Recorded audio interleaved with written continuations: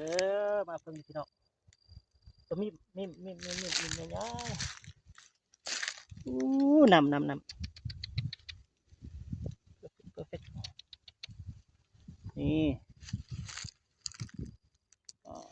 สดๆเลยพี่น้องนี่มาเอาหางมิมสดๆพี่น้องสดๆเลย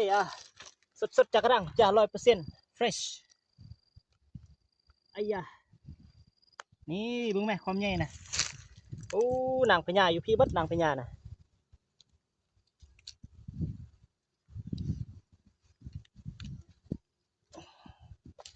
ไอ้มิมเด้อนี่มิมเด้อบ่แม่นเพิ่งเด้อทางมิมงานนางพญานี่มีนางพญาได้อยู่นี่ตอมนางพญาอ๋อ